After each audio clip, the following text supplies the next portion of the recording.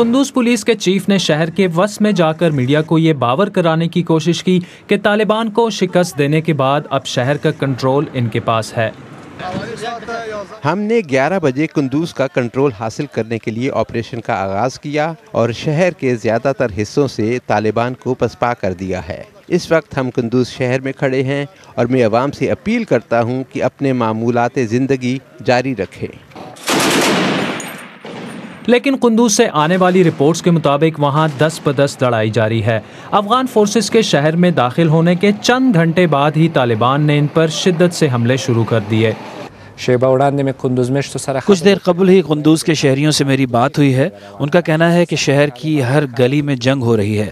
طالبان صبح شہر سے نکل گئے تھے لیکن اب دوبارہ آ گئے ہیں اور ان کی افغان فورسز سے شدید جھڑپیں ہو رہی ہیں۔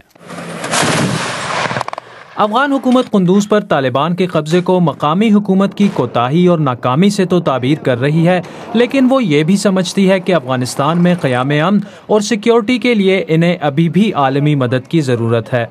It's the time to unite behind our security forces.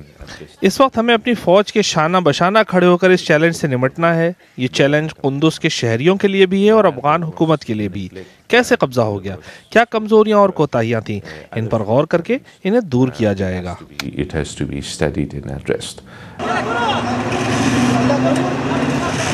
یہ صورتحال کب اور کیسے بہتر ہوگی، اس کا افغان حکومت کے پاس فی الحال کوئی جواب نہیں، لیکن ان کا یہ کہنا ہے کہ قندوز پر دوبارہ کنٹرول حاصل کرنے میں عام لوگوں کے جانی نقصان کے خدشات بھی ایک اہم رکاوٹ ہے۔